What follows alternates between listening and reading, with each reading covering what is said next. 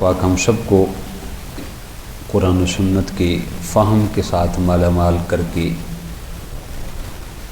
توفیقات عمل کی دولت سے ہم سب کو مالا مال فرمائے۔ حضور رسالت مآب صلی اللہ علیہ وسلم نے زندگی کے ہر شعبہ میں اپنے ماننے والوں کی رہنمائی فرمائی۔ کوئی ایسا پہلو نہیں ہے جس میں ذات رسالت مآب صلی اللہ علیہ وسلم نے ہماری رہنمائی نہ کی ہو، چاہے وہ معاشی معاملہ ہو۔ ہم نے پیچھے اسلام کا معاشی نظام، اسلام کے تجارتی اصول اور اس جانب 2-3 ہم نے درس حدیث سماعت کیے، چاہے معاشی معاملہ ہو یا معاشرتی اقدار کی بات ہو یا اخلاقی ویلیوز ہوں، آئلی زندگی کا نظام ہو یا عبادات اور رسومات کے معاملات ہوں، ہر معاملے میں ذات رسالت مآب صلی اللہ علیہ وسلم نے نہ صرف ہماری رہنمائی فرمائی بلکہ اس پہ عمل کر کے ہمارے سامنے پریکٹیکلی طور پر اس کو پیش کیا۔ اسلامی تعلیمات میں بڑوں کی تعظیم اور توقیر پر بڑا زور دیا گیا، اسی طرح چھوٹوں پر رحم کرنے اور شفقت کرنے پر بڑا زور دیا گیا۔ یعنی چھوٹے بڑوں کی تعظیم و توقیر کریں اور بڑے چھوٹوں سے شفقت اور محبت اور الفت والا سلوک کریں۔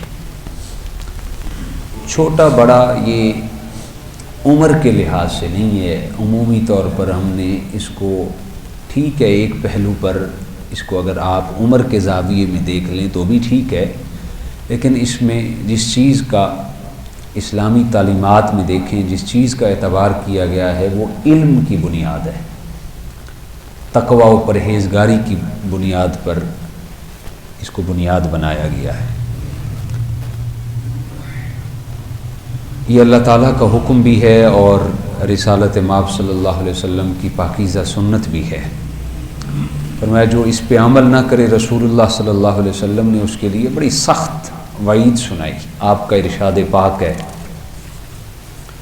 یہ مسند احمد اور اسی طرح مسند عبداللہ بن عمر کے اندر یہ حدیث پاک موجود ہے اور حدیث نمبر 6937 ہے۔ حضور علیہ السلام نے فرمایا یہ ہم چھوٹے تھے 8 کلاس کے اندر، 9th کلاس کے اندر، پھر 10th کلاس کے اندر یہ حدیث ہم نے پڑھی ہے۔ حضور علیہ السلام نے فرمایا لیس منا من لم یعکر کبیرنا ویرحم صغیرنا۔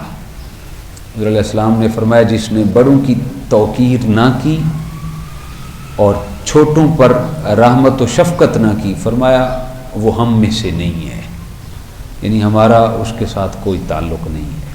اس حدیث پاک میں دیکھیں معاشرتی زندگی کے اہم اصول کی طرف ہمیں اشارہ دیا گیا کہ عمر کے لحاظ سے انسانوں میں جو فرق ہوتا ہے اسے ہمیشہ ملحوظ بھی رکھنا چاہیے اور اس کے تقاضے پورے بھی کرنے چاہیے۔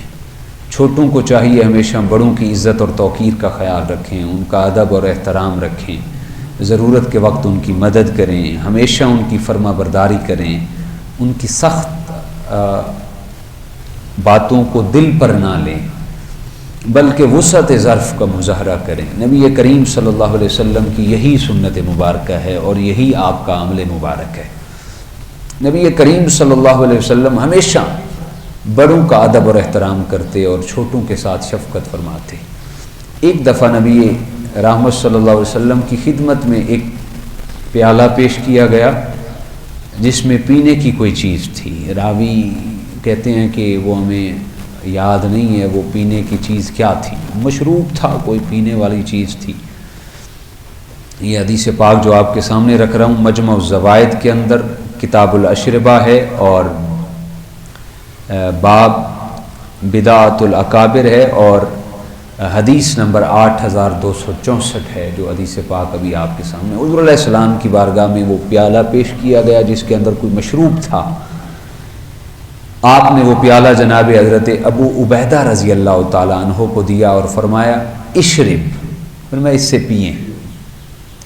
حضرت ابو عبیدہ، حضرت جناب ابو عبیدہ رضی اللہ تعالیٰ عنہ نے عرض کیا انت اولا بی یا رسول اللہ صلی اللہ علیہ وسلم، یا رسول اللہ آپ لیں، آپ اس کے زیادہ حقدار ہیں۔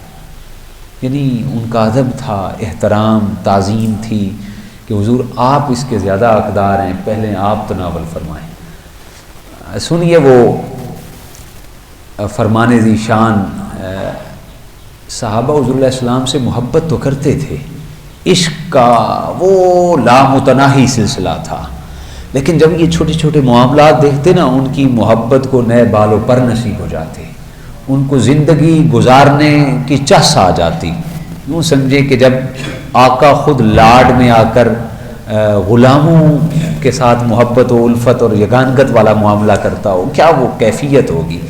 حضور علیہ السلام نے جو جملہ ارشاد فرمایا، جب انہوں نے کہا نا حضور انت اولا، آپ لیں، آپ اس کا زیادہ حق رکھتے ہیں، حضور علیہ السلام نے فرمایا اشرب ان البرکۃ مع اکابرنا، حضور علیہ السلام نے فرمایا تم پہلے پیو، بے شک برکت ہمارے بڑوں سے ہی ہے۔ دیکھیں کیسا وہ زندگی کا حسن ہے۔ آج لیڈر آپ کے یہاں پہ بھی ہیں، آپ لیڈر اونچی زیادہ اڑان نہ لیں تو کم از کم آپ اسٹریٹ سینٹر پر چھوٹے لیول کی لیڈر کو دیکھ لیں، نمبردار کو لے لیں، چودھری کو دیکھ لیں۔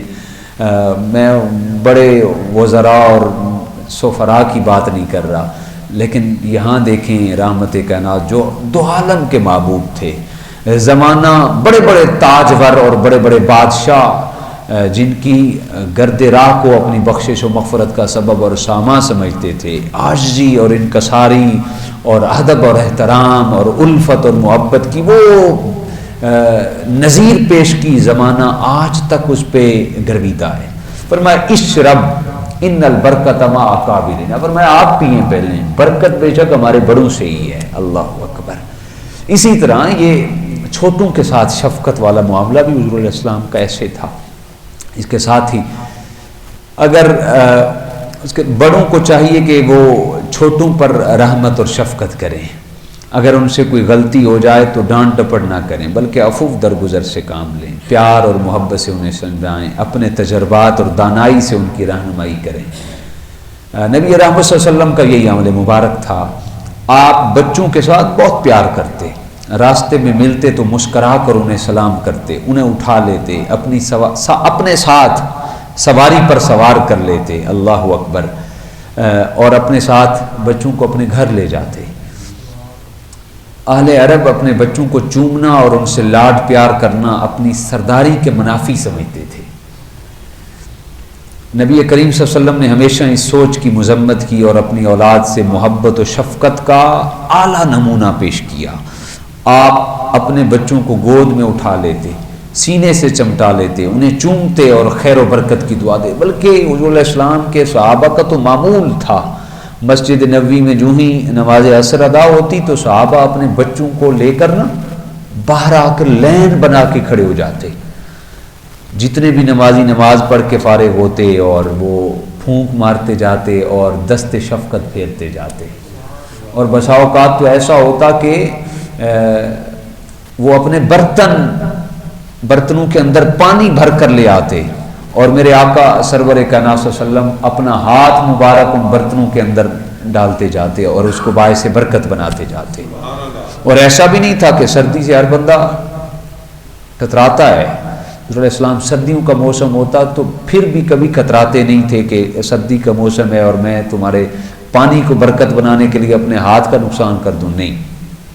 ایک مرتبہ عرب کا ایک سردار تھا جس کا نام تھا اقرا بن حابس، وہ حضور علیہ السلام کی خدمت میں حاضر ہوا۔ یہ روایت جو میں آپ کے سامنے رکھ رہا ہوں، یہ روایت بخاری کتاب الادب ہے، باب نمبر 18 ہے، حدیث نمبر 5997 ہے۔ حضور علیہ السلام کی بارگاہ میں حاضر ہوا تو حضور علیہ السلام کے پاس جناب حسنین کریمین، جب حسنین کا لفظ بولا جاتا ہے تو اس کا مطلب یہ ہوتا ہے حسن بھی اور حسین بھی، دونوں تشریف فرما تھے اور میرے آقا پیار کر رہے تھے اور انہیں چوم رہے تھے۔ تو اس سردار، میں نے پہلے بتایا کہ عرب کے لوگ سردار بچوں سے پیار کو سرداری کے منافی سمجھتے تھے۔ اس نے عرض کی حضور میرے تو 10 بیٹے ہیں مگر میں نے آج تک ان میں سے کسی کو نہیں چوما۔ 10 بیٹے ہیں، میں نے آج تک کسی کے ساتھ ایسا معاملہ پیش نہیں کیا۔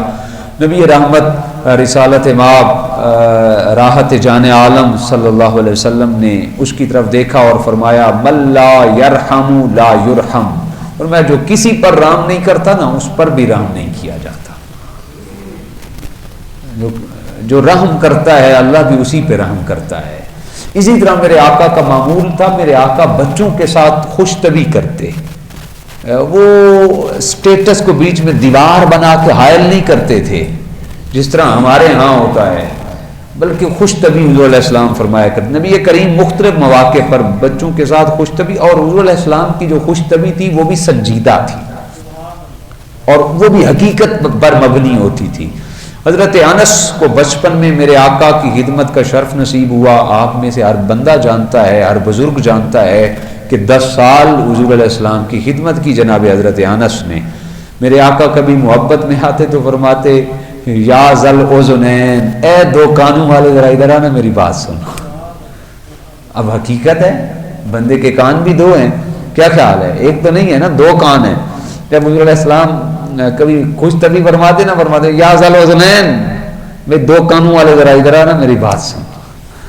کیسی خوش طبعی تھی۔ اسی طرح نبی اکرم و اجمل صلی اللہ علیہ وسلم صحابہ کہتے ہیں بچوں کے ساتھ بڑی دل لگی فرمایا کرتے۔ حضرت انس کہتے ہیں کہ میرے چھوٹے بھائی جن کا نام ابو عمیر تھا، انہوں نے نا ایک چڑیا پال رکھی تھی۔ آپ مزاحن رسالت مآب صلی اللہ علیہ وسلم فرماتے یا ابا عمیر ما فعل النغیر، اے ابو عمیر نغیر چڑیا کے چھوٹے بچے کا کیا، یعنی ما فعل یا ابا عمیر ما فعل النمیر، اے ابو عمیر تیری نغیر کا کیا حال ہے؟ یعنی حضور علیہ السلام اس سے چڑیا کا حال تک بھی پوچھتے تھے۔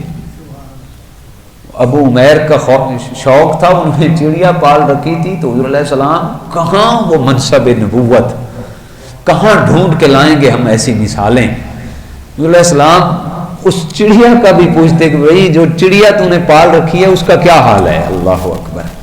بچوں سے محبت بعض دفعہ بڑوں کو ان کی تربیت سے غافل کر دیتی ہے، لیکن نبی کریم صلی اللہ علیہ وسلم محبت و شفقت کے ساتھ ساتھ بچوں کی تعلیم و تربیت پر بھی بڑی خصوصی توجہ دیتے۔ اگر کسی بچے سے غلطی ہو جاتی تو نہایت شفقت اور پیار سے اسے سمجھاتے، پھر محبت سے سر پر ہاتھ پھیر کر دعا دیتے اور اس سے رخصت کرتے۔ معاشرے کے چھوٹے اور بڑوں کے درمیان اگر اسی طرح کے خوشگوار تعلقات ہوں تو معاشرہ مضبوط اور مستحکم ہوگا، لیکن اس کے برعکس اگر معاشرے کے افراد نفسا نفسی کا شکار ہوں، ایک دوسرے کی بالکل پرواہ نہ کریں، نہ بڑوں کا ادب اور احترام ہو اور نہ چھوٹوں کے ساتھ پیار اور محبت ہو، تو معاشرے کا امن اور سکون غارت ہو جاتا ہے۔ زندگی میں تلخیاں پیدا ہو جاتی ہیں، افراد کے درمیان باہمی رواداری اور خوشگوار تعلقات ختم ہو جاتے ہیں۔ تو اس کے لیے اگر چاہتے ہیں کہ ہماری خود سب سے پہلے تو اپنی زندگی ہے نا، انسان کی اپنی زندگی خوشحال ہو، تو میں سمجھتا ہوں کہ وہ تکلفات کی دنیا سے باہر آ جائے۔